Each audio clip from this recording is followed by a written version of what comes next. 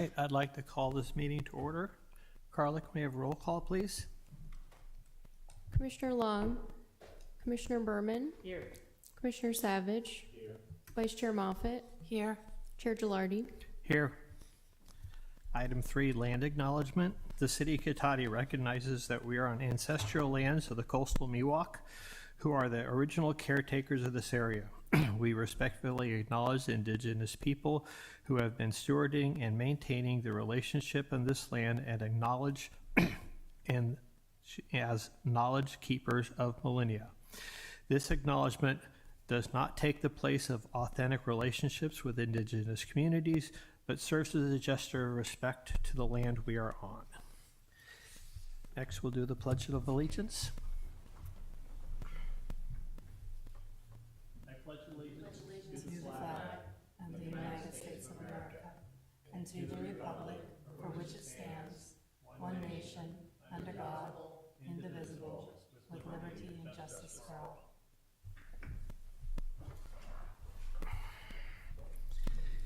Can I have a motion to approve the minutes? Move to approve the minutes. May I have a second? Second. Then moved and seconded. All those in favor? Aye. Oppose? Motion carries. Item 6, are there any changes to the agenda? No changes, Chair Gilardi. Thank you. Item 7, public comment. Is there anyone in the audience who'd like to comment on a non-agendized item? Seeing none. Carla, is there anyone online?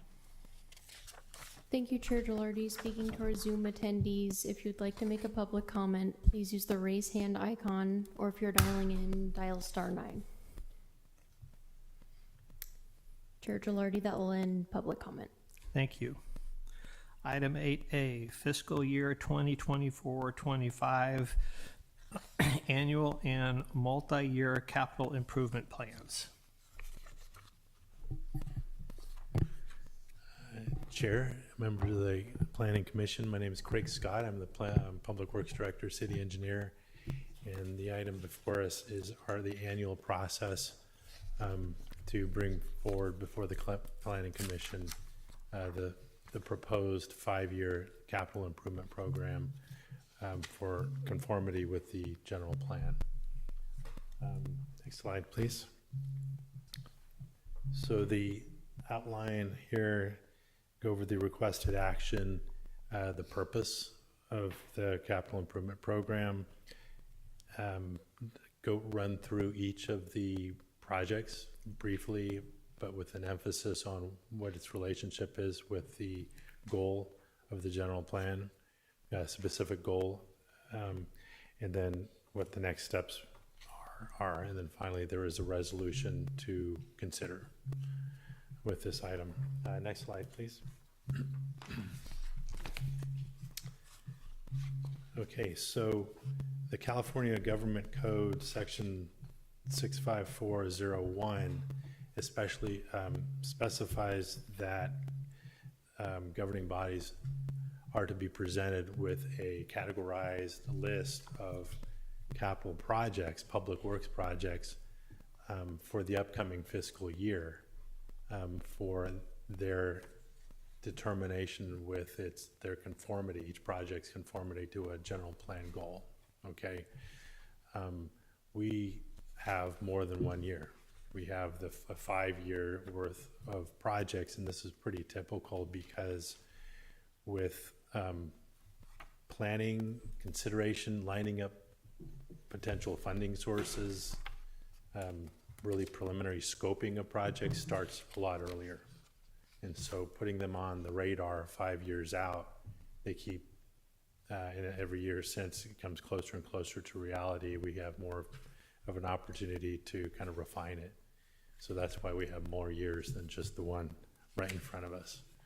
And sometimes it takes 2 or 3 years to actually construct a project as well.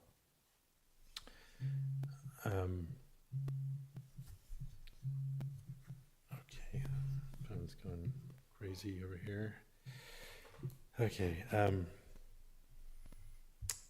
right, so the purpose of the CIP is to serve as a financial and project planning document. Next slide, please. It's to assist in the orderly development of the city and concurrent construction of public facilities and infrastructure, and of course, be consistent with the goals and policies of the general plan. There's, next slide, please. The projects come out of master plans, so each area of improvements gets studied and written up and evaluated, the deficiencies evaluated, and then weighed against the priorities of the city, and then summarized in a master plan. So this is a list of documents, and I could just read them off here. You've got water and sewer and stormwater master plans. There's the park capital plan, the active transportation plan, which you'll be looking at tonight, the bicycle and pedestrian wayfinding master plan, the pavement preservation capital improvement program, the local road safety plan, and the trash implementation plan. Many of these you may not have heard of, but they drive our improvements. Okay, next slide, please. Hold on just a second.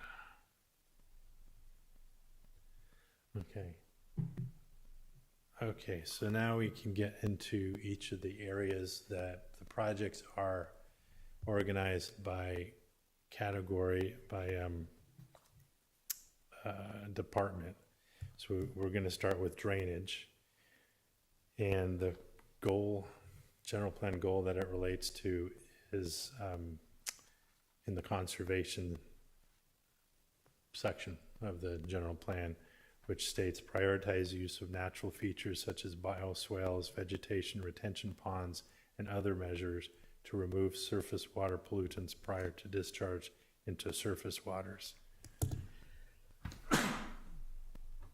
Excuse me. And the city adopted a trash implementation plan back in 2019, and it's in response to a state law concerning clean waters of the state, the requirement to prevent trash from getting into waterways.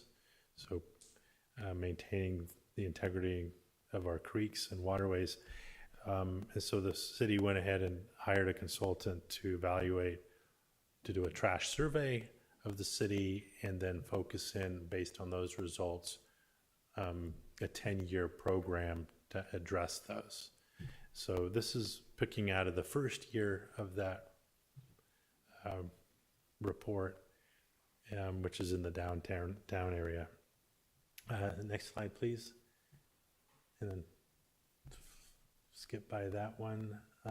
So the next area are the building department, and that relates to the community services and facilities elements goal of the general plan to provide high quality public services and facilities to all residents, businesses, and visitors in Cotati.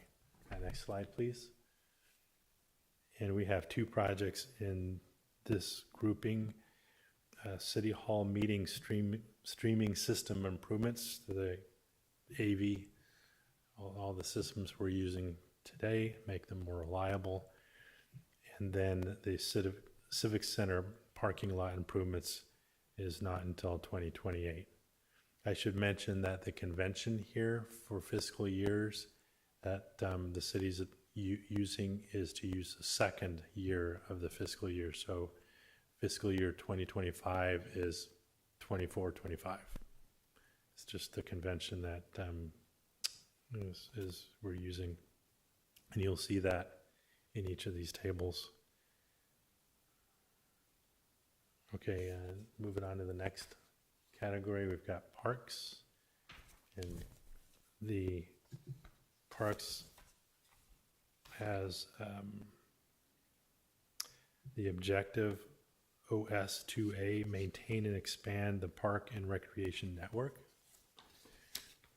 And next slide, please. So we have quite a few projects here lined up over the next 5 years. Mainly because each park project is so expensive. It's so much money that it's spawned several phases for each one. So Putnam Park has 3 phases. Sunflower Park, we're trying to get it done in 2. Civic Center here, 3 phases. So you'll see a lot of phasing in here, and as well as the Veranda Folletti Ranch Barns project is in the list. And we have a Cater basketball court resurfacing, and that just has to happen from time to time. But the bulk of these park projects are these major upgrades to our parks. And this spills over onto a second page. More phasing, and then we have the La Plaza reunification project, which is the implementation of the downtown specific plan. All right, next slide, please. Okay, so the next grouping are the streets, and this is tied to the community circulation objective CI 1.1 Gesundheit.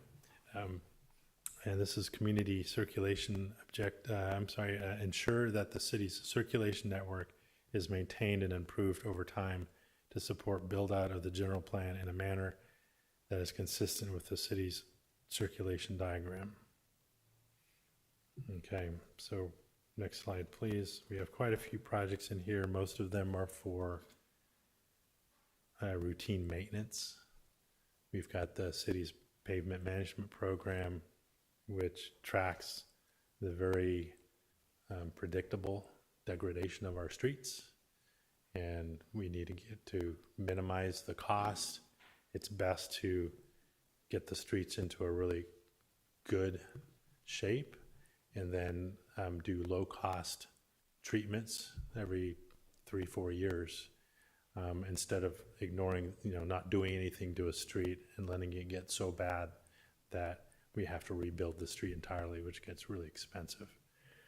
So the city is well along its way to doing that. In fact, within this 5-year period, we're pretty much projecting we're going to be in that pavement preservation mode where we're just doing low-cost treatments. So we've got a list here on 2 pages. In the near term, which is kind of what we should probably be focusing most of our energy on today, is the Redwood Drive and Cypress Avenue pavement rehabilitation project. And we have the year 2024 in there because it's currently under construction. We're receiving close to $1 million grant money for this project, and if you're driving by on the freeway or down Redwood Drive, you'll notice that the curb ramps are already being demoed, formed, and repoured. And the next step is to do FDR on most of Redwood Drive, and then striping, and then you'll see work also started on Cypress. So that's a project that's under construction. The next one is 2025 Street Improvements Project. That's more slurry seal treatments, the low-cost treatments, Class 1 pathway maintenance. I think it was pointed out at a council meeting that we're spending all this time on our roadways, and we have a healthy amount of Class 1 bikeways and pathways, and they're also degrading over time. So not so much of the punishment from traffic on them, but just weather and so forth. So that's been added for the first time in our capital improvement program. We've got Park and Ride replacement project is happening now. That's under construction. The sidewalk gap closure project is in design currently, and we'd like to encourage the public to come to our public open house on that project on this Wednesday, where we'll be looking for input on that project. The 2026 street improvements project, more pavement preservation, gateway signage. And that project is looking at putting in the monument signs. So the gateway signage, you saw it getting started with the gateway, the kiosks and the wayfinding signs. And then currently we're putting in the 2-post entrance signs to the city. So you'll see those in May and June. And then also on here is the Highway 116 West Cotati intersection safety improvements project, where West Cotati Avenue gets straightened out so it meets Highway 116 at right angles, and put in a traffic signal and a lot of bike ped treatments to get across Highway 116 in a safe manner. And that's being coordinated with the Class 1 bike, proposed Class 1 pathway on the north side of Highway 116. Okay, so we can skip. We've covered the second page of that, and now we're on to the sewer grouping. And we've got the Community Services and Facilities Policy 2.18, maintain adequate sewage conveyance infrastructure to meet existing and projected demand throughout the life of the general plan. Next slide, please. So the city has sewer system includes pump stations and collection pipelines, but we do not have a treatment facility because we're part of the sub-regional plant. So our sewage goes down to the Santa Rosa Sub-Regional Laguna Treatment Plant. We see projects here including the supervisory control system, which is currently underway. The wastewater system emergency generator project, when we lose power, it's good to keep the pumps flowing without having to drive around hauling a generator. We have 2 generators between the 4 lift stations, so that's not ideal. We'd like to have more fixed generators at the lift station, so when power cuts out, the generators automatically turn on. And this is part of maintaining an adequate sewer and reliable, conveyance infrastructure. We've got also manhole lateral repair and improvement project that is to address our aging collection system, where over time the pipes will settle and at the joints will sometimes open up and the manholes will kind of get cracked and it'll let in groundwater and some surface water. And that's not good because we get charged by the city of Santa Rosa for treatment based on the volume of water. So if we can reduce the water volume, then our cost goes down, and then also it stops. It's a good way to prevent pipelines from just failing, and having sinkholes around town. So again, these are all projects to maintain our sewer system. The next grouping is with our water system, and it's tied in to the community services and facilities objective, provide an adequate supply of clean, safe, fresh, and environmentally sound water to existing and planned users within the city's service area. So we're not only looking at maintaining a safe and reliable system for existing customers, but planning for the future, right? So the next slide shows the list of projects under there, and we've got the control system. Similarly to the sewer, we're doing one project that has control for the water system equipment, and then well 1A and well 3. So we've got the 3 well sites. They have treatment systems that need some attention. West Sierra tank recoating is good every 7 to 10 years to empty the tank and clean it down, and then go ahead and recoat it. So it doesn't degrade, the water doesn't degrade the steel tanks. Distribution system monitoring, that's just, we've got meters showing us where all the water's going to the customers. This distribution system monitoring is in real time. You can, excuse me, monitor the water going into the system. Okay. Excuse me. Sycamore Lane water main replacement. The water master plan identified this as a capacity constraint. It's undersized. So this would be to replace that with a larger pipeline to meet fire flows.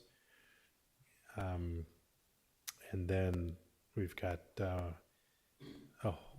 next three, the Cypress, are related to, the next three projects up there are related to replacing this decommissioned Cypress tank. So it says Cypress treated water storage tank, but it needs not only a tank up there, but the booster pump to pump it out of the tank, a new water main to connect it to the system, and then out in year 2028, the master plan identified a need for a 4th groundwater well. So that's in the CIP. And finally, in 2029, another water main capacity upsizing project for fire flows. Okay, so that's our 43 projects that are in the CIP. Okay, I kind of breezed over them with the emphasis on linking them to, the general plan. Why are we doing this? Is it in line with our planning documents? All right, so the next steps here are to, the first, consider the resolution in the packet. And if this body decides to adopt the resolution, we would bring this item before City Council with the annual budget for their consideration. And that brings me to the end of the presentation. I'd be happy to respond to any questions you might have. Next slide. Yeah. Questions? One final slide there. I'm kind of novice to kind of some of the things, but one of the early things you talked about, the drainage downtown and capturing, you talked about the drainage and the trash. Is that rainwater? What's like the Dundee's version of that? It's for trash. It's to capture trash. Yeah. So there is state law that was passed requiring each owner of a municipal storm sewer system to implement over the next 10 years. It's 7 years now, but back in 2019.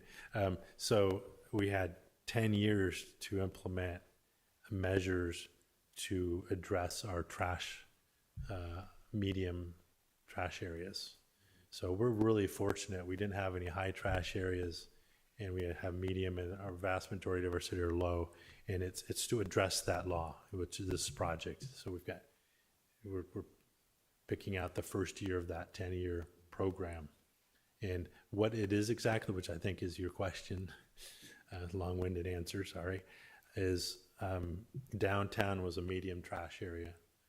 And so one really efficient way to make sure the capture the trash before it goes into Cotati Creek is to put these devices, and we kind of saw a glimpse of it on the slide, put devices inside the drainage inlets or at the outlets. So as the water is flowing through, it'll let the water through, but it'll capture the trash in these little buckets, these little baskets, and then maintenance will. Yeah, The ones that land on the sidewalks or end up in the gutter and then go down into the storm drain, it's these devices to capture it and pull it out.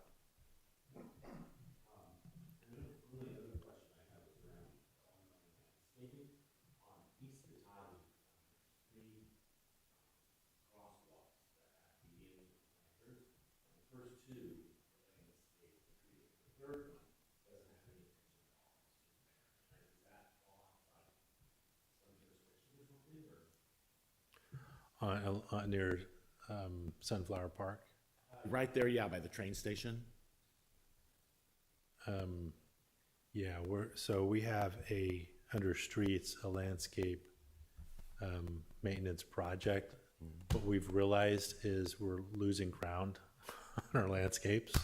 It's, we're losing plants and they're looking unruly. And we just need a more concerted effort, a programmed effort to address it. Okay. Instead of just saying, hey, Public Works, go out and, fix that. Yeah. So this is our first year of doing that. It's going to be an annual effort to methodically address those types of spots. Okay, and when does the conversation get had, whether you do a live landscaping treatment or something hardscape like over at Putnam Park? They've got some nice river rock that are in the concrete that, create a nice landscape.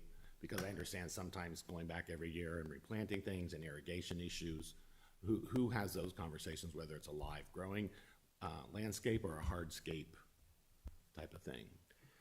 That's typically done at a staff level. If it's connected to a park, like Putnam Park, it will have undergone a public review process. But like a street project, when we saw the three-way intersection go in at West Sierra and West School Street, when you see that DG pathway that turns and goes over the hill, right there's another cobblestone treatment right there. Okay. And that's when myself and the superintendent have a conversation. And I go, do you want to maintain plants there, or would you like it to be low maintenance? And it's low maintenance.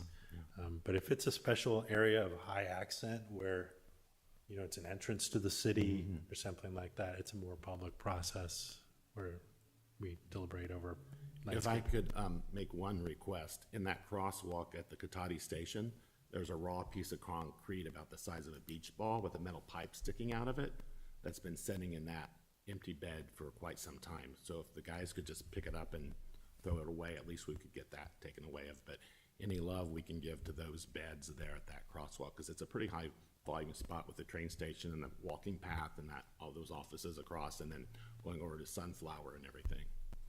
Okay, definitely. Okay, I'll thank you. make a note of that. Thanks. Hi, Hello. newer to the commission, so learning kind of the cycle of all things, and a couple of questions just to help me understand as best as I can. This is a 5-year plan. Is it reviewed every year, and is it reviewed in front of this body every year? Yes, it is. So we'll be back this time next year. And you'll see most of the projects in 2025 either having been complete or in progress or getting, in some form of progression. And then you'll see an added year come in. So it's every year we come back to it and it changes. You'll see things in common, and it really helps to come back and see the repetition, to see those projects moving forward closer and closer, because it gives us more time to, to better define them and understand what they're addressing. But yes, it comes back every year. Okay.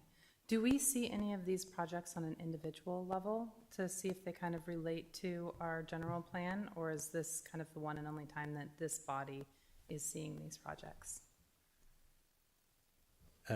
In general, typically this is the most you'll see of them. There are times when I'm called before the planning commission, and staff is open to that. If there's a particular effort that, you're really interested in, or want to pay particular attention to. Like, I think I came by last year to talk about the sidewalk gap closure project, and some of the enhancements we do with the pavement preservation. Did you want to add anything to that? Yeah, I was gonna say, so the planning commission in Cotati also is the city's bicycle and pedestrian oversight committee.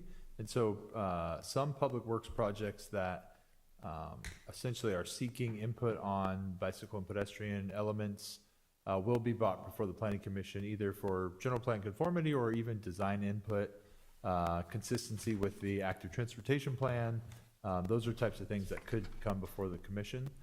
The CIP, as Director Scott mentioned, is kind of a budgeting tool, really, so that the city council can start to identify budget needs as they come up in the long term, because we only budget 1 year in the future, so this tool allows them to start to think about long-term costs for larger infrastructure projects. But there's a state law that requires that any infrastructure planning and budgeting be consistent with the general plan, and so that's what the intent of tonight's presentation of the CIP is. But occasionally you will see individual projects, but most of the time that's a council level or even staff level implementation effort. Got it. Speaking of the general plan, I know that some of our objectives are to focus on citizen participation, and also kind of maintain our rural, small town feeling. I know that one of the great things that's enabled to reach both of those objectives is through public arts. And I'm curious if there is any plan within any of your public works to incorporate community-based art installations, murals, anything of that sort.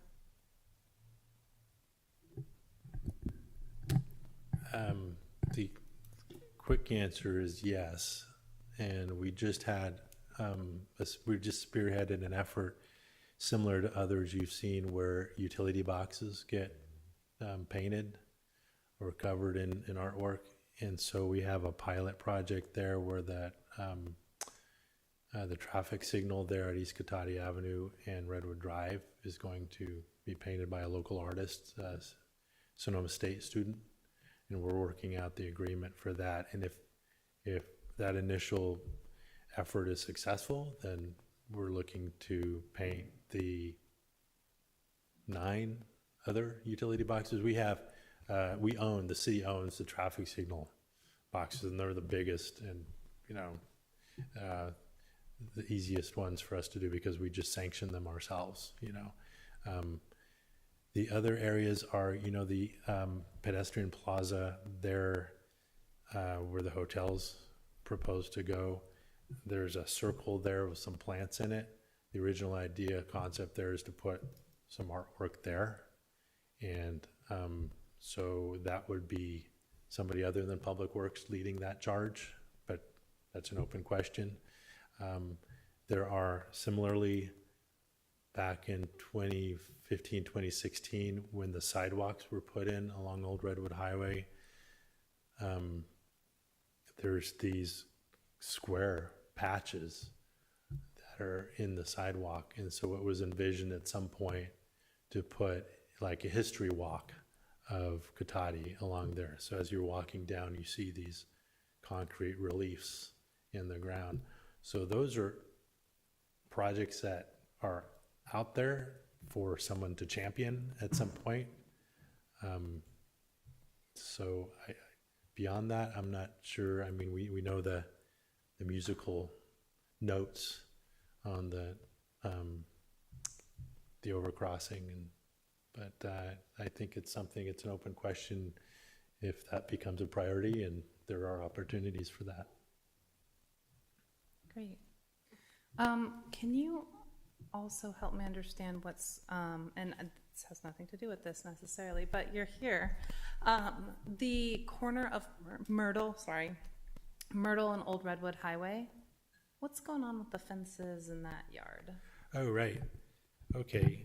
So we use that as a construction staging yard because it is actually Park Avenue.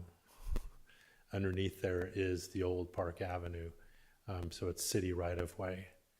And contractors, when they do paving projects, they're looking for staging areas for their equipment and stockpile materials.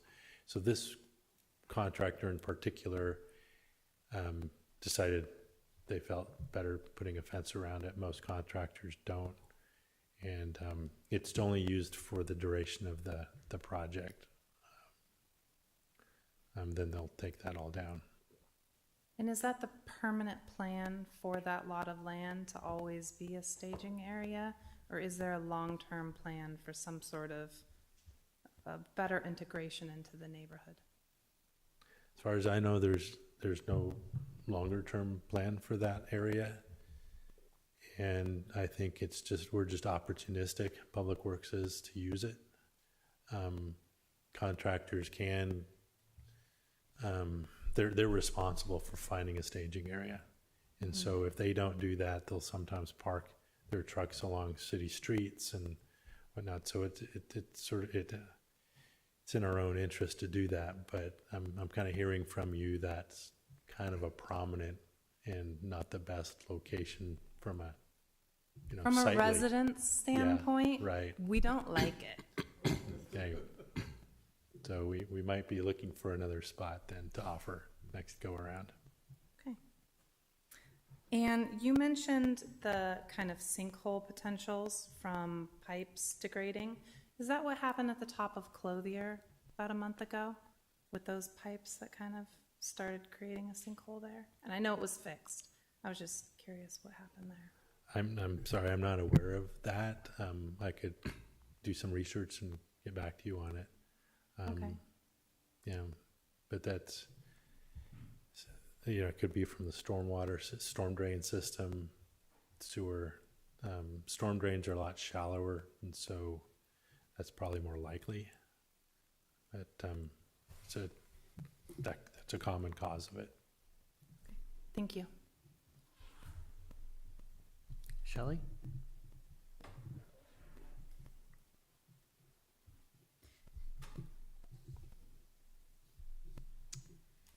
For the water projects, do we do this work ourselves, like repainting the tank, or do we contract those out? We contract that out. That's highly specialized. So, and we don't have the equipment or the expertise to do that. Same thing with drilling a new well, that would be contracted. Correct. All that's contracted out, all those Correct. projects? That happens so infrequently that it's not worth our while to own well drilling equipment or to sit there idly for 30 years. And I saw a resident in the creek last week cleaning it over by McGinnis Bridge. And last season, there was a resident who cleaned the entirety of the creek from East Cotati to Commerce and picked up about 30 bags of trash.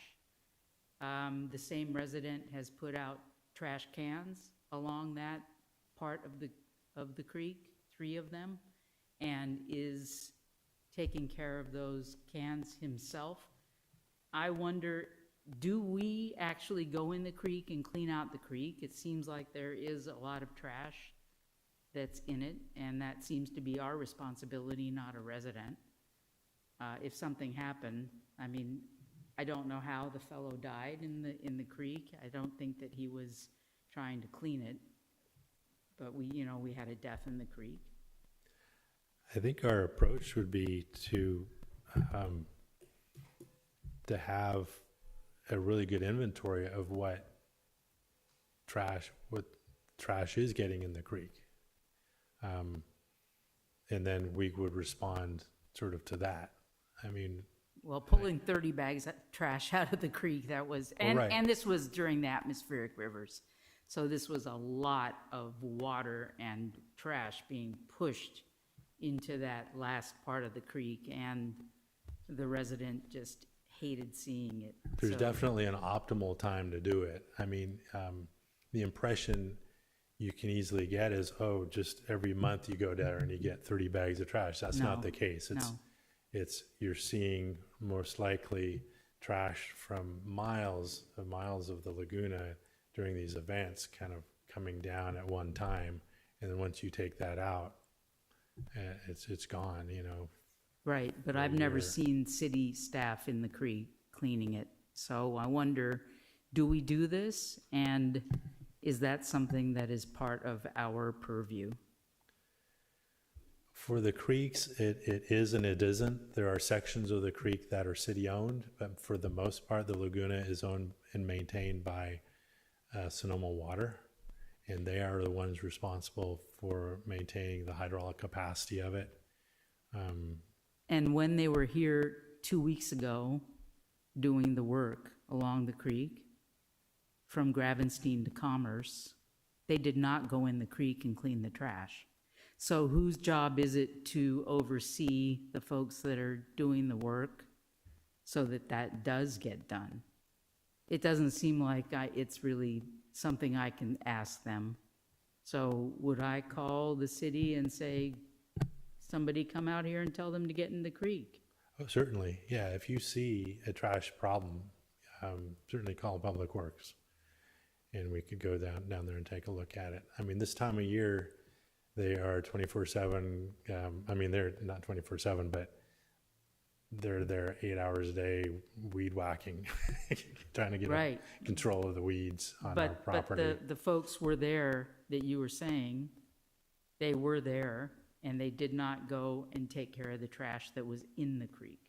Right, they have very I'm not specific talking about, duties I'm each not day. talking about Public Yeah. Works, I'm talking about the other people who take care of the creek. What's the name again? Sonoma Water?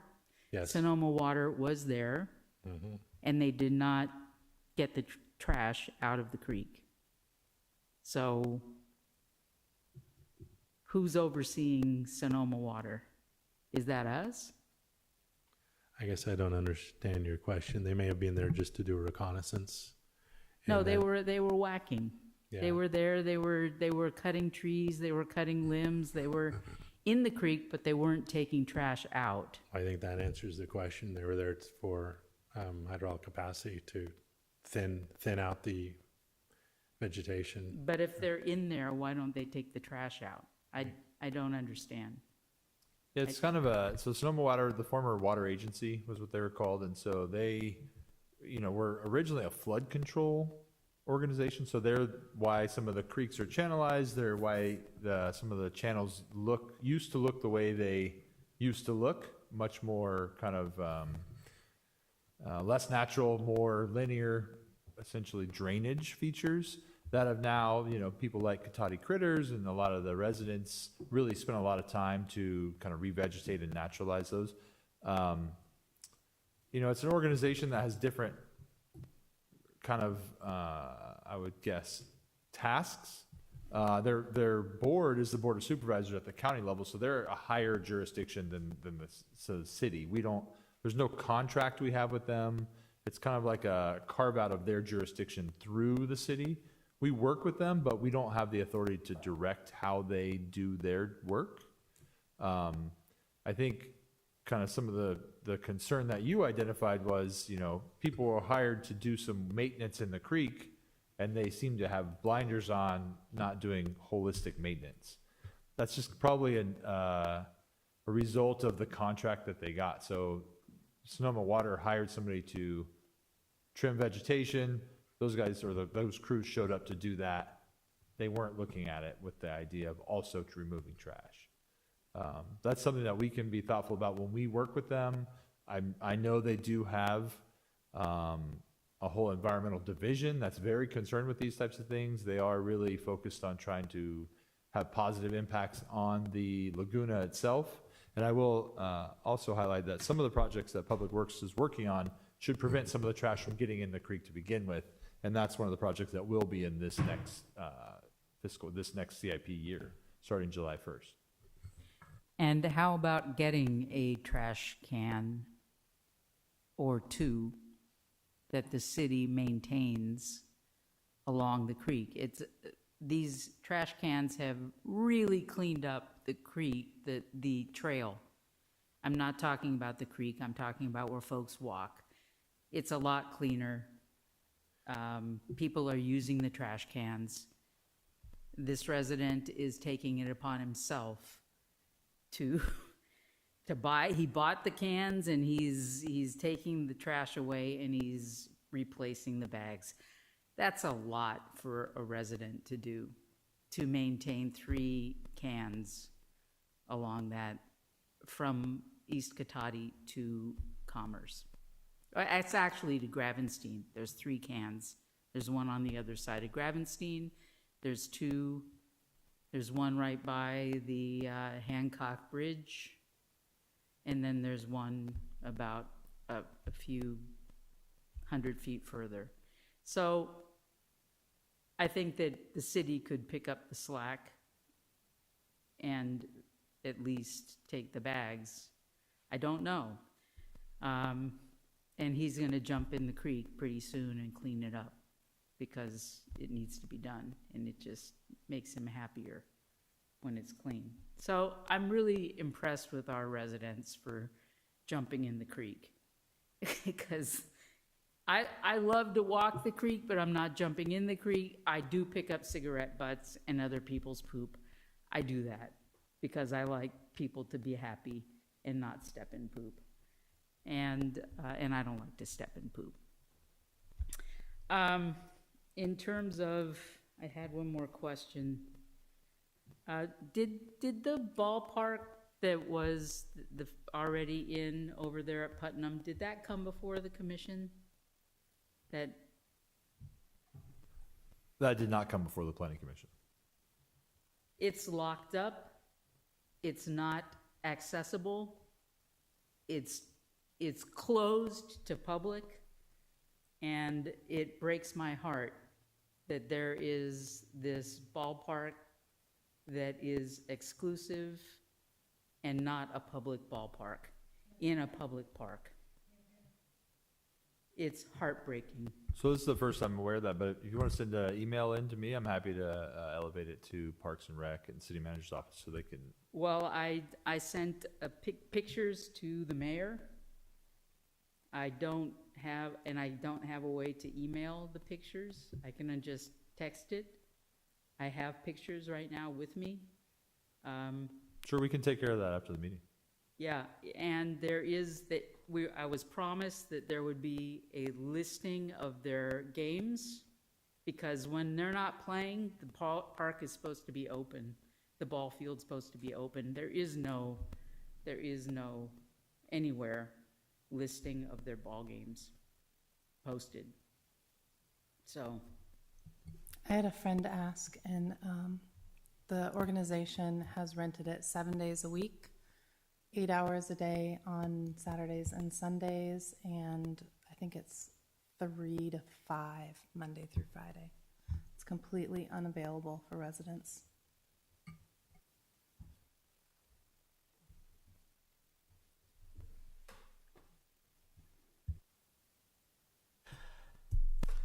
All right. one more thing. In the packet, the phase 1 for Putnam Park, the picture is the wrong picture. Phase 2, the picture is the wrong picture. So they're swapped. So you know that Kay is going to catch that. So you might want to catch that before Kay catches that. Since I'm Kay's person, I'm catching it.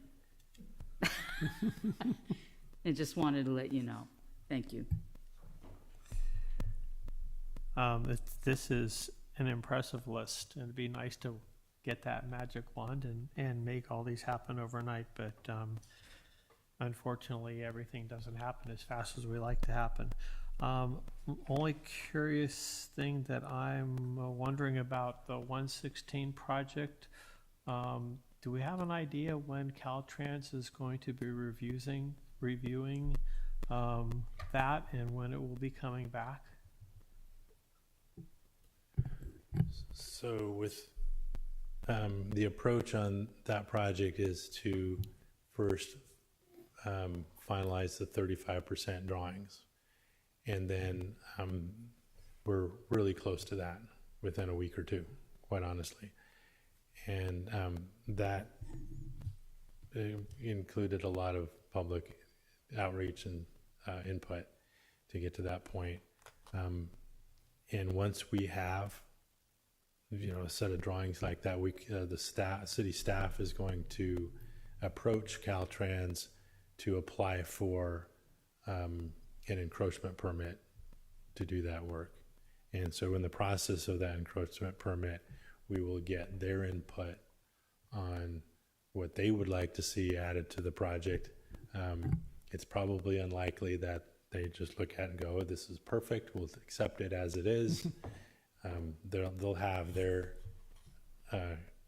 alterations that they'll want to make to the project, and we'll working through that process. And at the end of that point, it would be a matter of lining up the funding sources to make it become a reality.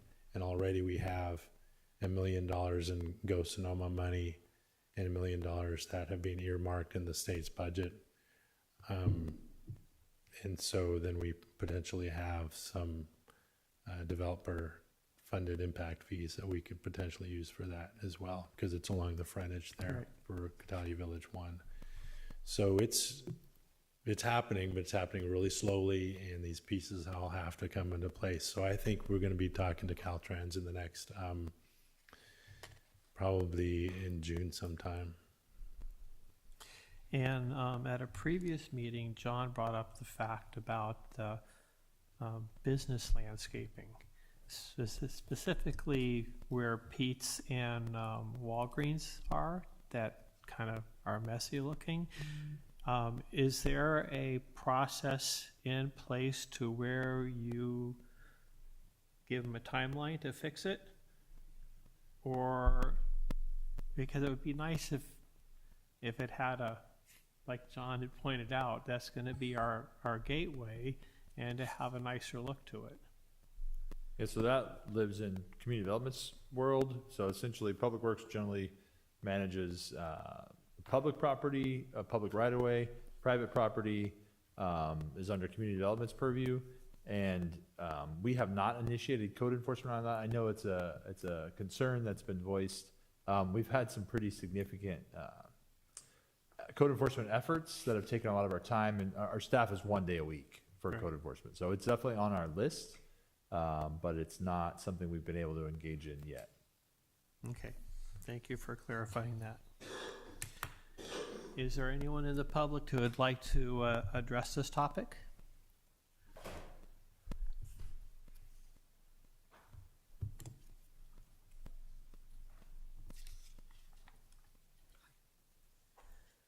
Good evening. My name's Adrienne Lobby, and I'm a Cotati resident. First of all, Mr. Savage, I cannot hear you. If you could put your microphone a little closer, and thank you, everyone else. I can hear pretty much everyone else. I wonder about the West Sierra, along from the mobile home park down to this intersection that's right out here. There are a lot of people in that mobile home park who I see walking. It's extremely dangerous. And if I understand right, I don't think it's on this list to be given either a sidewalk that is alongside their side of the road, because I think anyone that drives on that, people come off the freeway and they are driving. And we have had accidents there. And so either to pull out some of those eucalyptus trees, and there's a drainage thing there. I get it's not an easy project, but it seems very important. Those are poor people who walk right, and the other option would be to put a light in there so that there's a way for people, even one of those lights that you push when you want to walk in a crosswalk would probably be some help. And so I'd just like to know if it is, am I wrong that maybe it is on that list somewhere and I missed it? Or if not, why? Thanks.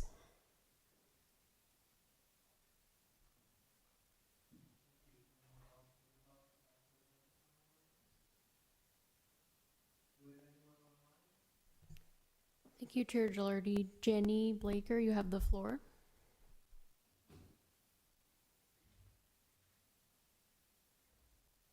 Yes, hello. It's actually Neil Hancock. I'm using Jenny's phone remotely. And I just had 3 comments that I wanted to make. I mean, I really appreciate this is a complex process, and I've seen it before. But it would be nice if plans coming before the commission and the council could actually have a date when comments can be reviewed on it. I made a comment on the Redwood Drive because it actually referenced the ATP in there. So Redwood Drive from Highway 116 going north is very dangerous, and it's got a lot of write-up or a very significant element in the ATP, which of course is in the next section. So actually referencing that the Redwood Drive would meet some ATP requirements doesn't seem to really make sense if that plan is already out. So my question is there any comments that can be made on the Redwood Drive for bicycle safety? Because that's a big item that is in the ATP, and as I pointed out, if that's the case, then it would be a waste of taxpayers' money for what is being proposed, because the ATP needs a lot, the transport plan needs a lot of review. The second item I wanted to bring up was about the Putnam Park and the dog park, and whether or not there was any activity going to be to prevent E. coli and bacteria from getting from the dog park into the stream. There is a stream running nearby. There could be some very simple swales to make sure that any water coming off the dog park didn't go directly into the stream, but went through a slowing water system of some sort. So that was really a question: is the Putnam Park dog park section going to get more of a review in some way, or more detailed work to deal with E. coli, which I think is indicated in the Regional Water Quality Control Plan? And then the third question really is on Valparaiso Avenue and how that might be safely improved. W-Trans has already done a report on that and indicated that there was a 28 miles an hour average speed for vehicles going through it. The flashing lights that have been put in, I don't think meet, and from everybody else that I've talked to, they don't change pedestrian, they don't change drivers' behavior. So is there something in there that's really going to change drivers' behavior when they come through that on Valparaiso? So 3 questions. I wonder if they could be answered. Thank you very much.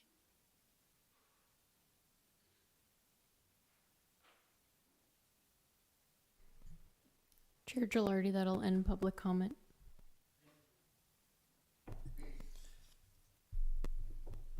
On Adrian's comment, I don't recall seeing anything like a crosswalk or anything put in that section. Did I miss that also? I think we'll address this in 2 parts.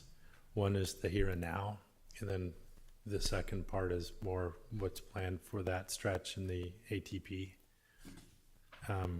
So on Wednesday's open house on the sidewalk gap closure project, which is going to be held at the police station from 5:30 to 7, we're going to lay out plans on the tables there and receive public input. And one of those segments of sidewalk is on West Sierra Avenue between the mobile home park and the bus station, the bus stop on the south side of this West Sierra Avenue.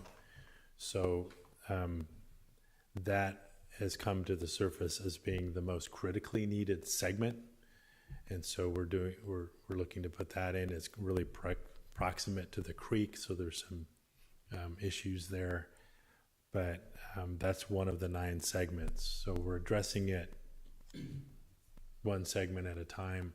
As for the rest of West Sierra Avenue, I would look towards the ATP to see what's in there for that.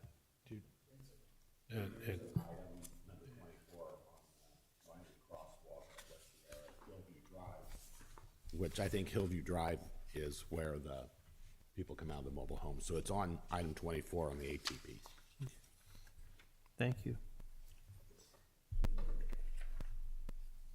And Neil brought up number of things. One of the things that I'm curious about is people don't pay any attention to those flashing lights or the blinking lights, and I've seen in other areas where they've actually have printed on the roadway, reduce speed ahead, and just have some bot dots just to kind of bring it to people's attention. Have we ever thought of doing anything like that? I think the local road safety plan has a long list of countermeasures, including those. And so that plan is a framework for implementing safety measures. There are 5 projects in there that are like to explicitly define. One is the Highway 116 intersection, but the approach we take, staff that is, or the city, is to look at what areas are the hot spots, what the most concern, and pull from that list, including items like what you mentioned, to slow traffic down, to make drivers just slower. And a lot of times it's not just asking drivers to drive slower, it's making physical changes to the roadways to force that behavior. So driving faster would actually be a little more perceived to be more erratic, so they'd slow down. So yes, we consider those, and I'd look towards the local road safety plan for they're called countermeasures in there, and there's the locations that were brought up as being of most concern have a list of actual countermeasures next to them. Are there any other questions? I have one more. In addition to Neil's concern about the E. coli, I'm concerned about the ball field and them using pesticides on that field. I do not know how that grass is so green without pesticides. And I don't know if we're watching that, but pesticides are going in the creek as well. So I would like to be sure that that's not happening. And I don't know who we talk to about the ball field. Well, the city has an integrated pest management program, so all of our contractors must abide by that. So we'll get a conversation going with Valley NorCal Oaks, the nonprofit that built the fields, and have them assure us that they're being consistent, their practices are consistent with our policy. And they've also used I don't even know what those things are called, the straw inside a plastic wrap. The And they weren't wattles. supposed to use the plastic, but they did.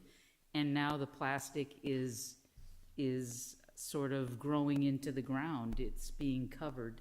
So the plastic is in the ground as well. And not just along the ball field, but somebody has already built steps down to the creek at the back of the field, and it's there too. So it's all over the park where these folks were. And it's just growing into the ground now with the plastic around it. So I'm concerned about our oversight and allowing these, what I'm gonna call bad actors, to get away with things, especially because we gave them our public park, and I'm not gonna let that go. I'm gonna be a dog with a bone and a few poops too. So I feel like we got taken for a ride, me, as a resident of this town, not being able to access this ball field. I don't know how it came to be. I don't know. I would like to do a redo. Grab it back and make bake sales and buy that field back somehow for us. And I also want to say that I adore Public Works. And I feel like everybody on Public Works works very, very, very hard. And I'm not expecting anybody to dive into the creek to capture a plastic bottle. We can do that. Or we can train a dog, maybe. Or come up with a net, we can be on either side. I don't know, there's somebody who's smarter than me that can come up with this. But thank you to Public Works. I'm very proud of our Public Works workers. Yeah, I'm gonna echo Shelley in just the absolute frustration over Putnam Park on so many levels. And one, not being able to take my sons down and like hit a ball anymore, like we used to be able to. Yes, the field's gorgeous, but what's the point if residents aren't allowed to use it at all? I'd also very curious if there is any plans to turn back on the water fountains at Putnam Park for our kids to use, for our dogs to use. If there's any plans to turn back on irrigation once summer starts on the side, the smaller side now, that is not a baseball field, so that it doesn't become kind of that hard packed dirt like it was last year. And also if there's any plans, and forgive me if you do not maintain the parks and it's somebody else, but I know that the playground structure at Putnam Park is not part of the improvement sections, but there are physical large cracks on the slides that I feel like are a hazard, especially the tube slide going down. There's just a crack at the end about this big and a gap between that kids kind of get their clothes stuck in as they're coming down.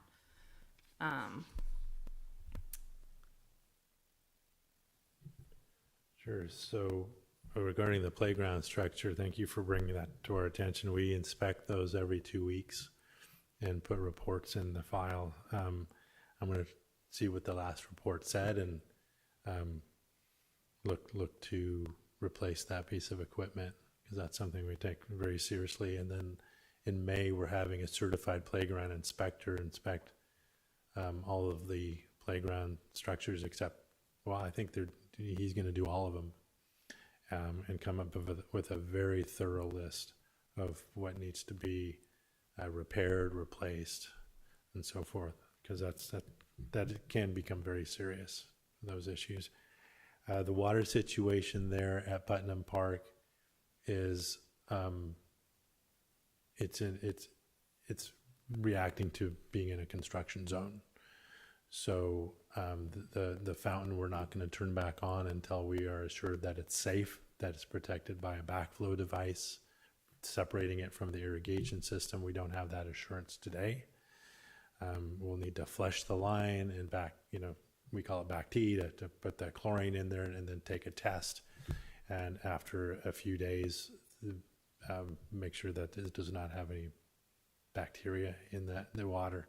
So there's a series of tests that are needed after a site is being under construction, when all the pipes have been dug up and cut into, and we're just kind of getting an assessment of that area right now. As far as the irrigation, that's going to follow that schedule as well. We're looking at getting that irrigation system and the piping back in order. So that might take a little while. Thank you. And you also mentioned, as a response to one of Shelley's questions, that all of our vendors need to abide by kind of your pesticide rules or maintenance rules and policies. What is the City of Cotati's policy in regards to pesticides? So synthetic pesticides and herbicides are banned. And they have to be organic. Excuse me. So I'm gonna get a drink of water here.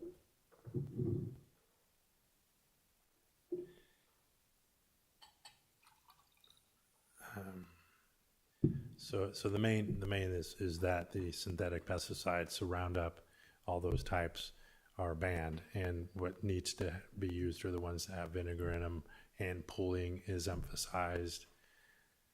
There's a lot of components to it. And if there's anything that's questionable, they would need staff and city approval for it. Thank you.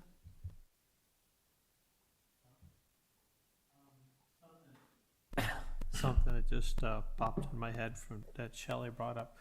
Are we opening up ourselves to liability for non-city garbage cans along our trails?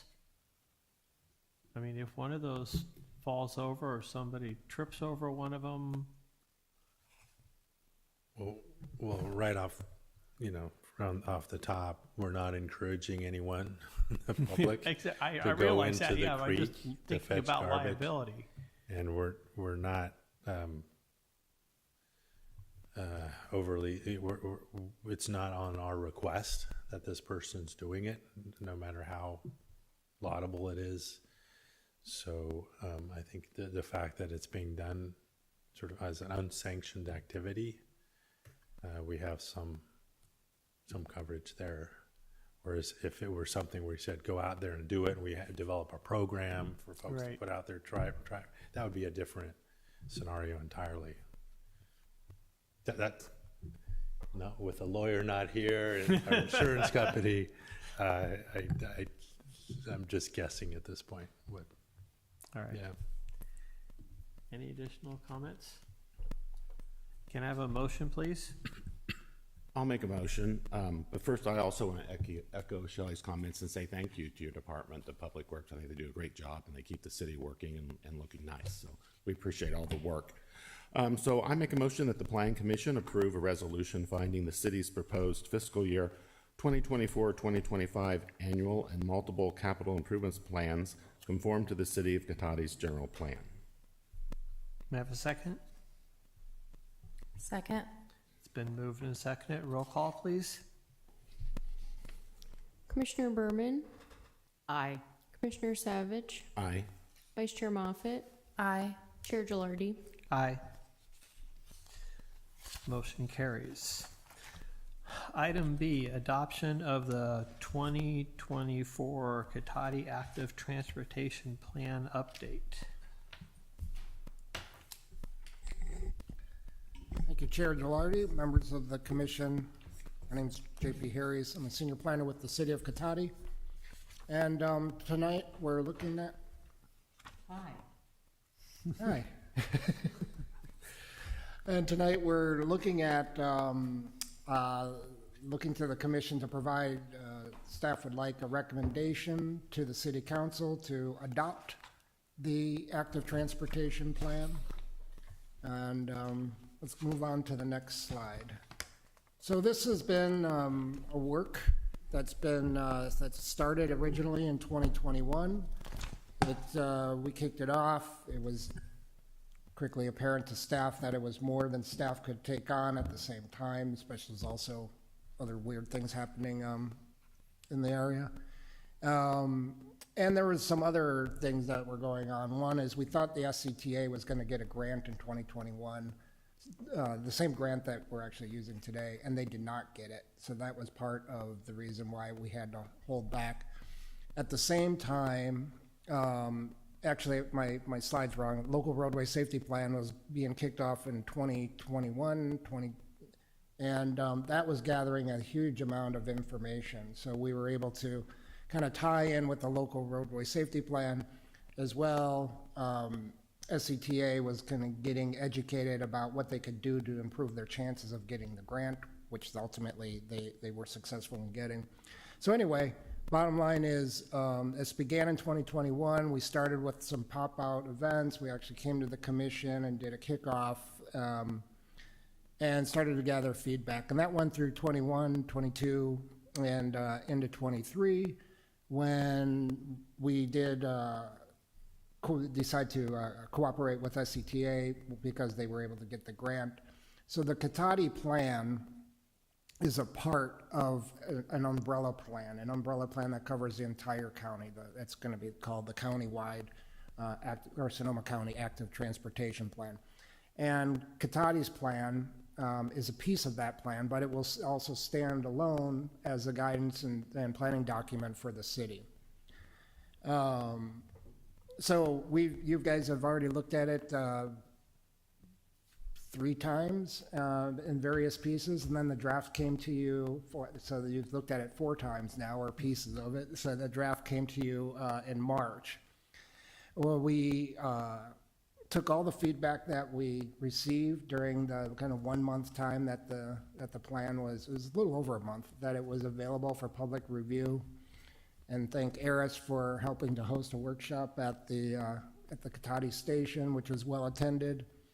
And so we took that feedback and put it into the plan, pretty much what we heard, unless there was some real reason not to.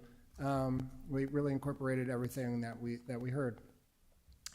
And then, so that's the document that's in front of you today, is the document which incorporates the feedback that we received during that 1 month period. If we could go next slide, please. So just to remind you, the purpose of the plan is to create bicycle and pedestrian facilities that's for all ages and abilities. We used to call it just bicycle and pedestrian, but we include rolling in that, and that could be rolling in a wheelchair, it could be rolling down on a skateboard even, or anything that is human-powered activity falls within the scope of this plan. And so it's creating spaces for people to walk, bike, and roll, and to try to make those as much as possible low stress and low risk to, basically safe and low stress. We're also interested in regional connections, so our connections with Rohnert Park and the surrounding jurisdictions, with the Sonoma State, Sonoma Mountain Village, all those as well. And then also its implementation plan, which identifies projects and prioritizes projects, and it also includes a set of policies and actions to create an efficient active transportation plan. Next slide. So the plan contents pretty much is divided into 6 pieces. One is a short introduction, which explains how this is a part of the Cotati, the countywide plan and how it fits in. There's a fairly brief introduction to Cotati and some of the existing conditions. There's maps showing the existing facilities that we have now today and transit stops and where we have sidewalk gaps. There's a section about all the community and stakeholder engagement that was completed as part of the plan. There's the vision and goals that were brought to this committee. And there is the section on advancing active transportation, and that's kind of, the meat of it, more of the meat of it, where most of the projects are identified in the programs and policies that actually will be the meat of what is the actual plan. And then there's the implementation component. This is just kind of identifies funding sources. It identifies what kind of money it's going to take right now to complete this. And overall, the whole program is about a $30 million program projected out. It also kind of shows how we're going to come back and basically use a measuring stick. The city will come back and report how successful we are in putting in the improvements that we're calling for in the plan. We're going to try to do that annually, coupled with our report on the general plan progress report. Eventually, this plan will be folded into the circulation element of the general plan itself. So that will be coming. So next slide, please. So I just put this slide up. So a lot of it shows the projects that are being proposed within that plan. The numbering has been fixed. There was I think something got removed and everything got moved up or down or something. But the numbering was corrected in this draft. And I will say, in response to first of all, Craig's report, the CIP, I think there's probably 13 or 14 projects that are in that CIP that are coming out of here as well. So there's a lot of overlap and already integration of the plans, which is good to see. For example, the Helen Putnam Bridge, the Redwood Drive and Cypress projects, the Laguna pavement rehabilitation, which may not be pavement. We're looking at other, as you see the trails, there's other surface choices that we can use. And we've gotten requests that we not use asphalt on the Laguna Trail. So it could be different surfaces. The West Side pedestrian paths, the West Cotati realignment. And by the way, the mobile home park out here at Hillview, we actually have 5 projects that are in the plan surrounding it. So 2 different crosswalks, that's number 24 and 29 in that. So one is across West Sierra and the other is across Water Road. And then there's 3 different sections of sidewalk that we've identified that are needed. So that would get you all the way down to Valparaiso to West Sierra. And there's those bus stops that would be all connected as well in accomplishing that. So that this little section, which I think many people for a while have identified as needing pedestrian facilities, is definitely included in the plan. And let's go to the next slide, please. So just, I know you've seen this plan quite a bit. So just what happened is we edited the text regarding the different types of bike facilities to add clarity. There were some questions about the different types of facilities. We revised priorities for projects based on community feedback. We revised some of the project descriptions. We added some projects based on community input. We revised some of the policy language. We updated the cost estimates and updated monitoring measures and added, where applicable, baseline measures. And with that, I really want to be available for any questions or comments. So the staff recommendation is that the Planning Commission adopt a resolution recommending City Council adoption of the 2024 Cotati Active Transportation Plan update. And I'm available for any questions, comments. Thank you. If you do want to make any changes, I would ask that you incorporate that into your motion as a recommendation to the City Council. And that's it. Thanks. Thank you. Questions? On the list of projects, I'm looking specifically at 24 and 27 that talk about crossing improvements, adding lighted crosswalks across those 2 areas. What does that involve? It's not signalization, so what type of improvements does that involve? It's a combination, I think, of things. One is you have probably, especially across West Sierra, and then the other one's referring to the East Cotati crossing at Arthur. Yeah. So the crossing that doesn't exist at West Sierra would probably be what we call an RRFB, red rectangular flashing beacon. So Like we it's have at Laguna? Like at the Laguna? yeah, in like at the Scotati? Laguna, this is an activated, it's not on all the time. It's only activated when you come up to cross, and then it flashes and blinks.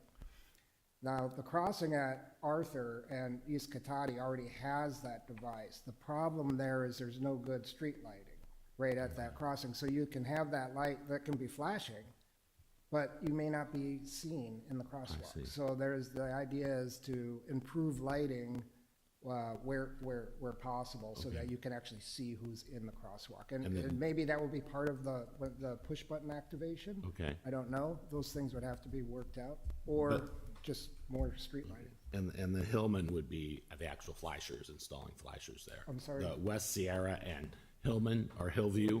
Oh, at would be- yeah. Would be yeah. flashers. Yeah. Is there any advantage or reason to make those both tier 1 instead of tier 2 and tier 3? Just because I think from a safety standpoint, that seems to be something that could benefit us. No, there's no disadvantage to making tier one. I think there was a method to the madness in how the tiers were done. If you go back and look at 2014 plan, everything seemed so important that everything became high priority, and then there was no prioritization after a while. But, you know, we can, Just I think maybe- we've heard a lot of comments to warrant, especially this one, the one at Hillview, that could probably be tier one. I think, yeah, under the, you know, maybe weighing safety a little bit more on those particular items, I think would just thematically, it would look nice. The other question, I guess just looking at the first map on page 127, I don't know if it's the first map, but it's kind of the whole city with all the different corridors and planned bikeways. Out on 116, where the West Sierra and 116 project is, it's listed as number 25 on this map. Just up to the right of that is that flag park at the cottages, I guess, of Cotati. And we've talked a couple times about, is it beneficial to have a designated pathway for bikes or pedestrians from 116 back to that flag park to kind of service those people in the cottages and the back parts of the new housing, because I don't think they're gonna go down to Alder to get on 116. They're gonna come down from the back of those residential areas. So, a couple things. One, that park, that little flag-shaped park, is a private park. That's really for the exclusive use of the cottages residents as well as the new village residents.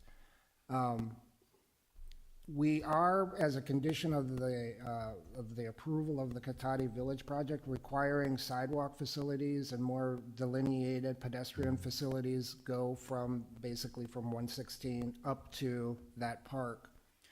As well, we're working with the property next door with Redwood Drive, what they call Redwood Row, and there'll be more connection to an actual public park.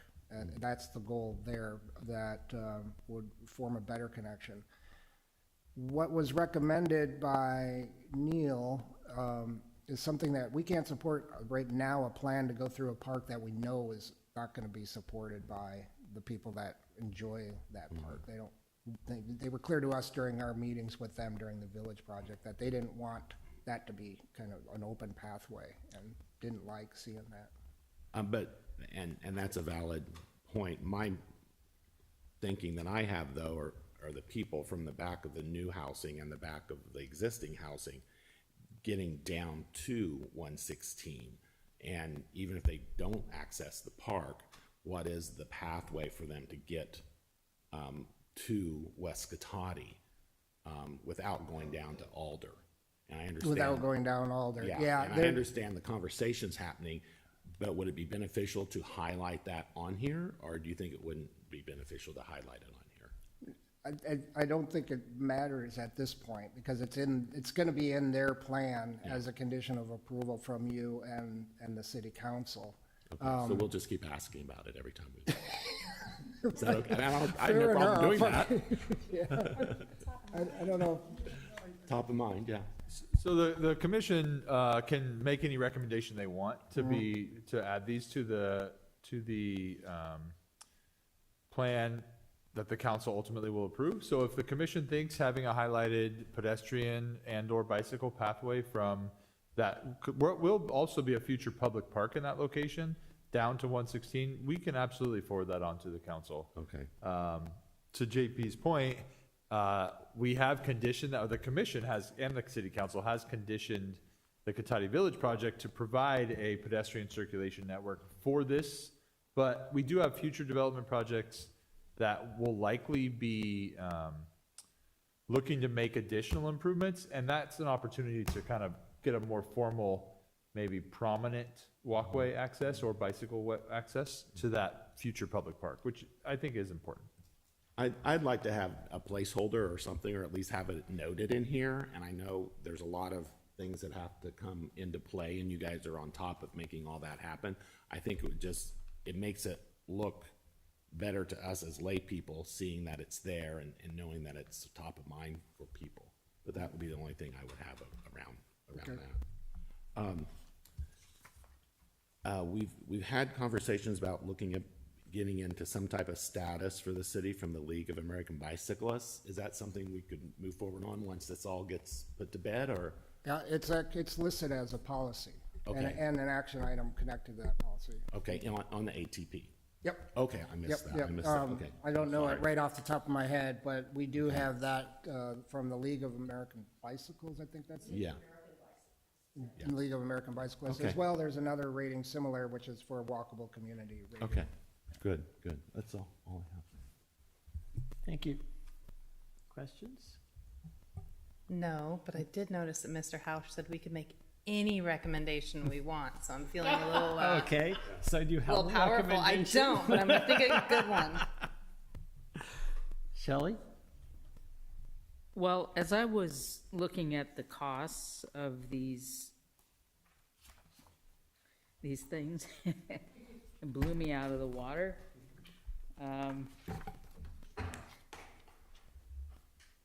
A class 1 multi-use path, $1 million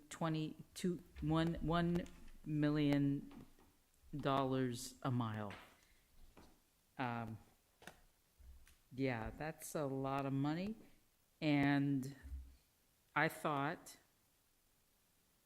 and then a class 4 bike lane, 1.6 million per mile. So I had the thought, if our residents knew that we are doing this, that they may just write a check to the city to assist. How do we let our residents know that we are trying to make the city a bicycle-safe place and connect it around so that you can ride your bicycles in this class 4 lane or have more class 1s throughout the city in the water? I don't know. I think checks would come into the city. That's what I think. I think somebody would write checks, and many people might, if they knew this was happening and that it will cost, you said, $30 million for these projects to come to fruition. I think we do have the money here, and I think people would open their checkbooks. So, or we could sell cupcakes for $1,000 each. And that's a whole nother thing. I think that people will open their checkbooks. That's what I think. All we need to do is let them know. In a thoughtful, Eris could figure it out. You want to work with me, Eris? Let's figure it out. We'll talk. I mean, I think that there's money in this town, and I think that people want to make it so. So I'm putting this in your heads. I wouldn't know the mechanism for how residents would fund projects, but I will say the other part of your comment was about just letting people know what we intend to do.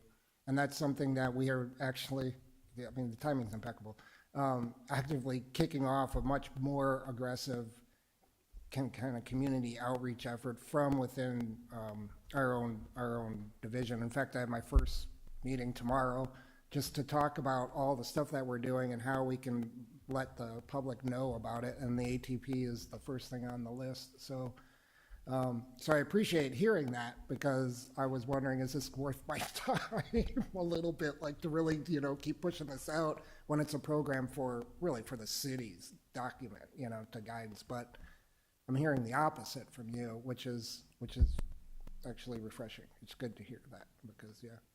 It's something to be proud of, Yeah. and it's something that's going to make it safer. As I was watching a young man skateboarding along that same area of path that I keep talking about, which is near Jenny and Neil's house, and there are roots, and there are ruts, and there are potholes, and he works at Oliver's, and he skateboards to work. So as I'm watching this fellow skateboard to work, I think that people knowing that we are doing everything we can to make it safe for everybody, and especially for bicyclists, as I'm watching these kids coming home from school today on their bicycles. So it's worth it.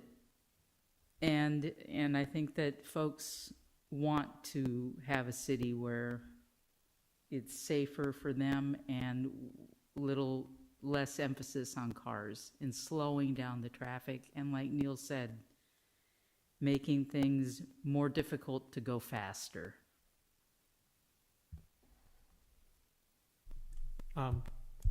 Tagging on to what Shelley said, I know down in Novato they have the center medians in a lot of the streets around town. They have an adoption program. So maybe that might be something to look at. You can adopt a bike lane. I mean, it's not going to pay for the whole thing, but it's a feel-good thing. So, I mean, that might be something to think about.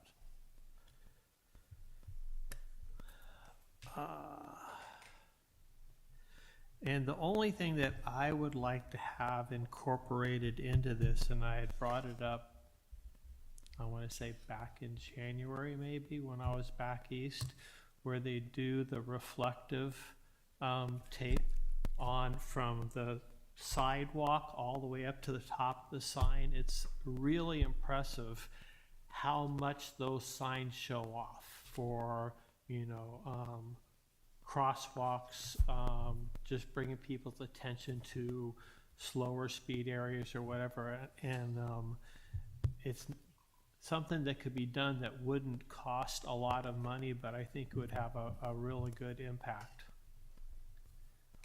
And I want to say that your comment in January did not fall on deaf ears, and it is included as a policy and action item. So I'm trying to find it right now. It's probably in the safety section, but we heard it. Oh, it's action 2-3.2. Thank you.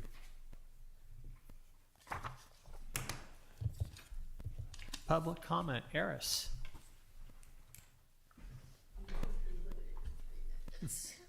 Awful talk. Eris Weaver, a longtime Kitati resident and executive director of the Sonoma County Bicycle Coalition. I was very happy to see that most of the suggestions that we and other members of the public had made get incorporated into the plan. I have just a couple of things that I want to nudge about. Policy 1.6 on page 134 of your packet says that Class 1 multi-use path and Class 4 separated bike lanes should be the first choice in design. I would love to see that changed to shall. Should is aspirational, shall is definitive. So any place where there's should, I think should be shall. Next deadline for the League of American Bicyclists bike-friendly application is June 25th, and I'm happy to help staff with that application program. I before have mentioned, and I will always say this to anybody who cares, is my opposition to the entire Class 3 concept, and I realize I've not been specific enough about why I hate it so much and want to get it out of every plan. And here is why. So all the other classes of bikeways have a specific standard. A Class 2 bike lane needs to be so many feet wide. The stripes have to be this color and this length, you know. But the Class 3 has a suite of treatments, which means we don't know if you put a project in that says it's Class 3, I don't know what you're going to do with it. And what happens most of the time that I see on the street is throw down some sharrows and call it a bikeway. Like on Lincoln, okay, when it was resurfaced, now there's some sharrows there. That does not change the experience of the street at all. It doesn't make it softer. It doesn't do anything. And so I would love to just throw the whole classification out. And I am not the only one. The Assembly Transportation Committee just passed AB 2290, which would prohibit any ATP funds from being used for Class 3 bikeways. So bike activists in general are along with me on this ride of trying to get rid of this Class 3 thing. Couple of other quickies. Policy 18 talks about the bike racks. I'm very happy to provide my recommendations for the kind of bike racks you should use. Our organization does have a bike valet service and also a bike rack rental service. However, it's not free. I already talked about the bike-friendly community. Policy 310 on page 138 talks about coordinating with the rec department for increased bike and pedestrian education. We have been partnering with the rec departments in Santa Rosa, Petaluma, and Windsor on kids learn to ride classes. Would love to get that going here. Harris, we're at time. Would also love to get our adult classes down here too, as funding and schedule is. So Thank you. Good job. Appreciate your comments. Anyone else from the public would like to make a comment on this? Seeing none, do we have any online comments? Thank you, Chair Gilardi. Jenny Blaker, you have the floor. Yes, hello. Again, this is Neil Hancock, making it over Jenny Blaker's telephone. And thank you very much for the conversations and also for the discussion about the Highway 116 to the flag park. I first of all would like to say, some of the Planning Commission recommendations on safety last time were strengthened by the City Council, so it definitely works to make these recommendations, and I'd like to suggest the Commission recommend that it go in the bike, the ATP plan, that connection from Highway 116 through to the flag park and beyond. It doesn't change anything for residents and stuff. I have given 15 feet of my land so that there can be people that transit across it, and I think that will work for the community. So it doesn't change what's actually going to happen, but that's the visibility issue. I'd also like to recommend that on page 134, policy 15, I did put this in my letter, should change from shall have a sidewalk to shall have safe pedestrian facilities. And the reason I'm trying to make this visible is that pedestrians have had the usage of roads for as long as people have been walking, before roads were actually even mentioned. So we're sharing now roads with vehicles. That's a recent introduction in the last 100 years. And what really needs to happen is they need to be, the public rights of way need to be safe for pedestrians, for all road users. And most of the time that is going to mean for busy roads that there's a sidewalk. But for other types of roads that are very, very low intensity vehicles, then they can be shared between pedestrians and vehicles and rollers and stuff. So I'm specifically standing up for pedestrians on this, and I very much support what Eris is saying for bicyclists. But as a pedestrian side, I'm making that visible. The other thing I'd like to suggest, and again, put it in the writing, was I put it in my letter, was action 321, that it changed from new residential to just residential, that it can also be incorporated should there be a process for residential. This is again an item for safe pedestrian designs that might need to evolve. So thank you for considering this. This has been a good, very detailed method of getting public input, and I'll hope you'll take those 3 action items into account. Thank you. Thank you, Neil. Are there any other comments? Chair Gilardi, that'll end public comment. Thank you. Any additional comments from? I have another question. The street by the Katati cottages there that goes east and west where they park along that, is that a private lane for them, or is that a public street that separates them from the new development? I That's a private street, okay. Yeah, it's actually owned by the. Excuse me, that's a private street. Okay. It's actually owned by the property to the south there. There's an easement over the property Okay. that gives them the right to use it. And going forward, it's going to be pretty much exclusively used by the cottage residents because there will be no connection between the village project and that street. And so, and there'll be a fence running along the side of it. So it'll be pretty much just the cottages that will be using that. And they use it already as Yeah. kind of a playground area. I mean, it's more of a driveway than it is a road. It's pretty actively used. Quick question, did anyone from the schools ever get back to you for your outreach? No.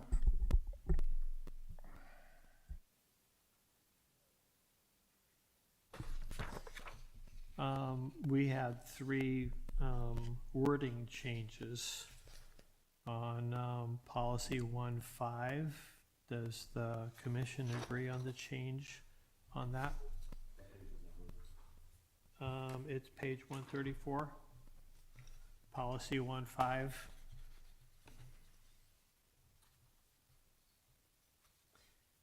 From change to shall have a sidewalk connecting to how shall have a safe public connection. Facilities shall have safe pedestrian facilities. Do we Yep. agree on that? It's fine. Okay, and on, right below that, on 1.6, to change the word from should to shall. That's fine. And on page 137, Was that I'm sorry, one moment, that was policy 1.6, that was the same comment that Eris made? Or Yes. is that the comment that, same, okay, that was the comment Eris made. yeah, okay.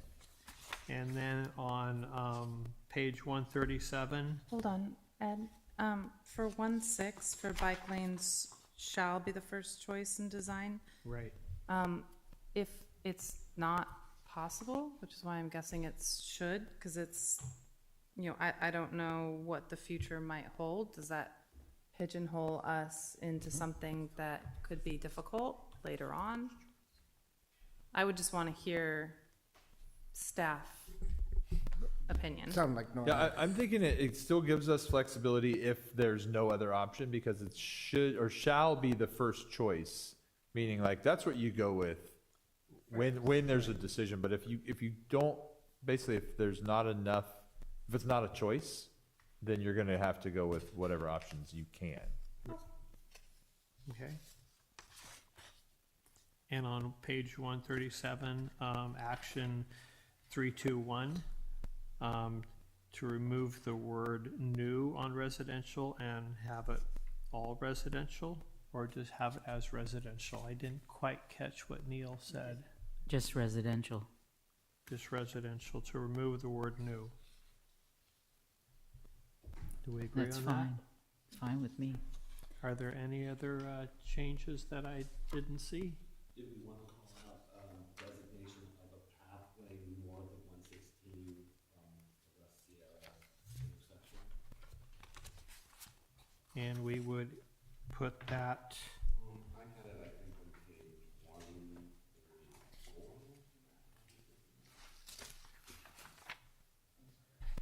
Didn't hear that. Your, Designated a path is your mic on, John? from West Sierra. John's mic's not on. Your mic, I'm on page 129. is your mic on? Sorry. Thank you. Pathway north of 116 from West Sierra interchange back towards the cottages and the back part of the Oh, new development. that what was we your talked original about. comment. Yeah. I made a note of that, yeah. Did you catch the class 3 bike? Yeah, right now, we're not, and there's no future class, just plain class 3, and I talked to Eris about this. There are areas where what we're calling bike boulevards, which are like a class 3 boulevard, but so it's not just throwing a Sharrow down on the road. and I think historically this was when they tried to figure out how to make a route move through a city, and then they tried to designate, you know, certain areas, like this would be a bike route. But I hear, you know, and we've heard a lot, that they're just not safe. It's not providing any safe. The bike boulevard, the Class 3 bike boulevard, includes the Sharrows. As well, it includes traffic calming items like curb bulb bolts, speed bumps, speed humps, stuff like that. Anything to slow cars down, for us going forward with this plan. Also, and if they get rid of Class 3, then they get rid of it, but it's still an industry standard. You know, we talked about Class 1, 2, 3, and 4, and now 4.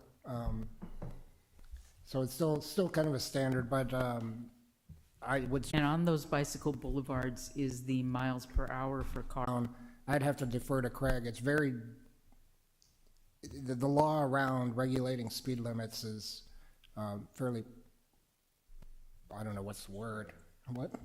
Yeah, it's pretty prescribed. You can't just choose what you want to do. It's, you know, it's prescribed, and it has loosened lately, but still, it's still fairly restrictive. But I don't know if you have anything to add to that, but that would always be considered as an option, is like just lowering the posted speed limit. But it's better for mechanical reasons, or, you know, physical reasons to slow you down, or psychological ones like, you know, narrowing the roadway does more than just posting a lower speed limit.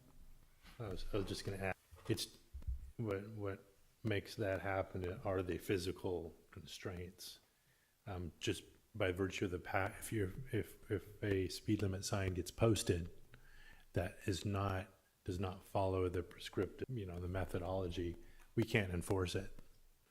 It has to be the 85th percentile and be based on a traffic study and so forth.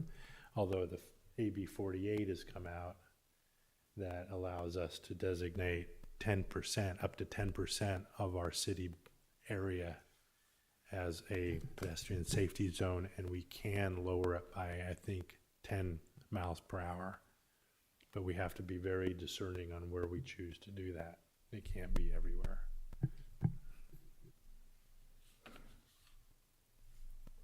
Any other comments? Can I have a motion, please? I move that we recommend that the City Council adopt the 2024 Cotati Active Transportation Plan with the aforementioned amendments. May I have a second? I second. Roll call? Commissioner Berman, Aye. Commissioner Savage, Aye. Vice Chair Moffett, Aye. Chair Gilardi. Aye. Motion carries. Thank you for those reports. Item 9, reports by staff. Thank you, Chair. Just briefly, I have a few things I just want to highlight for the commission. As Director Scott identified, there is a public workshop to discuss the sidewalk gap closure on the, I want to say west side, but it's actually throughout the city. And that's Wednesday. It'll be over in the Police Department Community Room, 5:30 to 7. And the goal is to allow people to provide their input on the individual designs, because there are individual designs, I think 9 segments. So that meeting's scheduled and moving forward. I just want to highlight it. Are we serving pizza? There will not be any pizza. Childcare. Come on. I know. You could bring your children, but no pizza. Can you bring pizza? I don't see why not. I don't see why not. This weekend, over at the Veranda Folletti Ranch, there will be a tree and compost giveaway. There's kind of an event going on. I actually sent all the Planning Commission an email that has direct links to the information. Friday night is an open house, 4 to 5:30 over there. And then Saturday and Sunday are the compost and tree giveaway. You have to sign up and schedule yourself for that. So you can't just drop in and get the free compost on the weekend, Saturday, Sunday.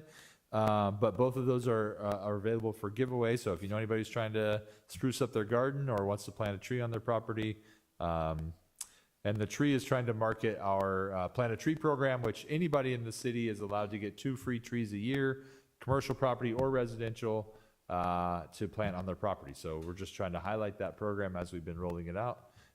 So just be aware of that, and the information's in your inbox. If you have any questions, you can reach out to me. And then we are also scheduling a public workshop with the Planning Commission and the City Council on May 28th. And I just wanted to remind the commission of that, and I'm double checking my dates. Yeah, May 28th here, 4 to 5:45. And it's essentially a housing workshop to take input on the Plex housing design guidelines. So that's kind of like duplex, triplex, but we're going to go up all the way up to 9-unit smaller apartment buildings. And then also kind of discuss housing strategy, big picture for the next year. So a big part of our work plan for the next fiscal year, starting July 1st, is really to implement a lot of the housing element policies and programs that were in the housing element that was just adopted last year. And so we want to talk to the council and the commission about our strategy to just try to help support housing development throughout the city. There's a few kind of interesting ideas that we have that go beyond the programs in the housing element, and we really want to hear direct input from the commission and the public. So we'd love to have people come out and let us know their thoughts on housing on the 28th at 4 o'clock here. There will not be any pizza at that meeting either, I'm sorry, but we'll end in time for dinner for people to get home to dinner. It'll end at about 5:45. And that is all I have. Thank you. Are there any reports from the Planning Commission? I just had a question. I think this week the Supreme Court of California made a decision on some impact development fees. I just wondered what initial thoughts you had on that. That's a great question. We were just talking about that. Supreme Court of the United States. Yeah, it was the United States Supreme Court, yeah. So I will say, The Supreme Court made a decision on development fees from impact development fees, and I was wondering what NOAA's thoughts were on that and what impact it might have. so I will say in California, impact fees are a very important financing tool for a lot of our infrastructure projects. We have kind of a unique public financing model here in California, and so the fees are a big part of that.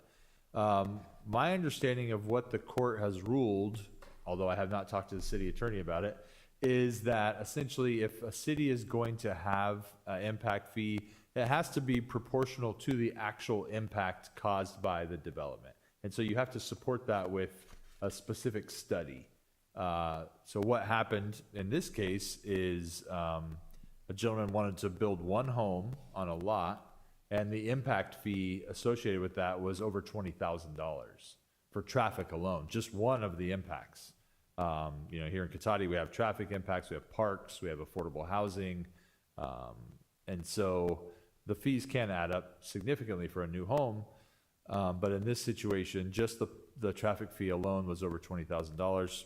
And some of the improvements that were identified to him when he questioned it to be funded by that $20,000 were improvements on the highway that were in nowhere near to his property. And so he sued, and what the Supreme Court ruled 9-0, so it's important to identify as a very strong and supported decision, was that if a city or a county is going to have these impact fees, they have to be proportional to the impacts created by that development, and you need to be able to demonstrate how that was done. And so I've been thinking about it just a little bit today, and we have a TIF, what we call a TIF, a traffic impact fee, but it identifies specific projects that are to be funded through those impact fees, and our fee per unit is about $7,000.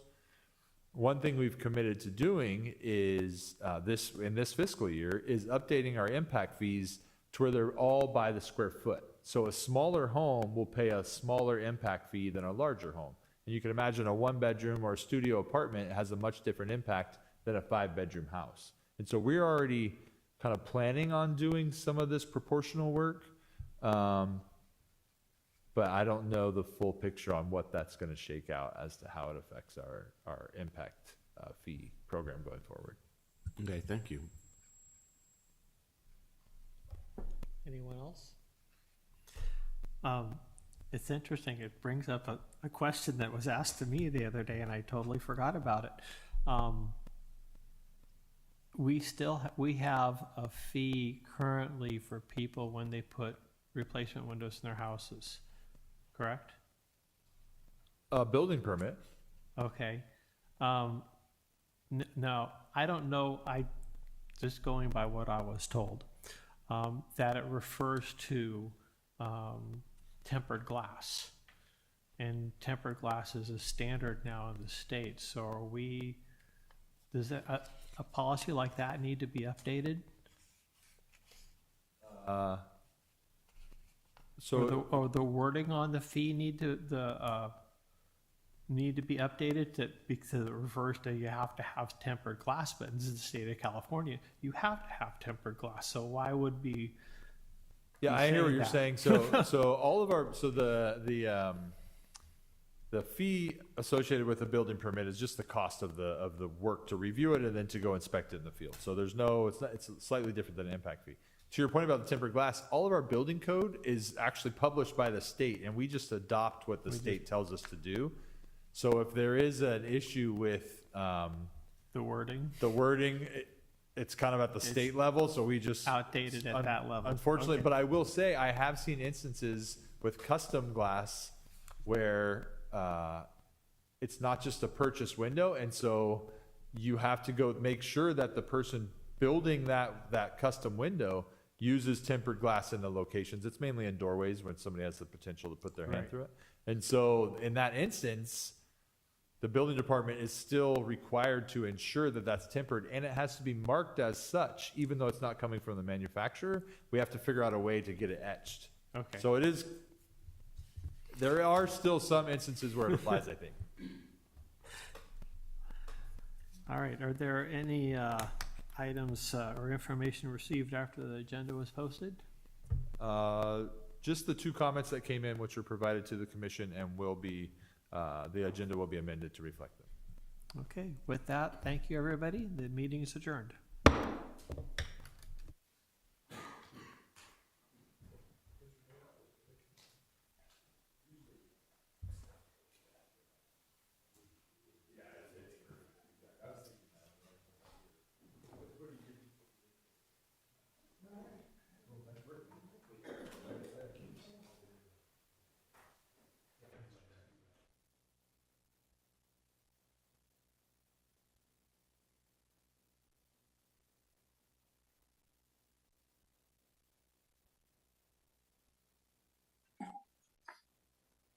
Speaking about the big one on the west side, until it's developed, it is a death trap. So are we doing anything for the meantime? Are we planning anything for the meantime so that something can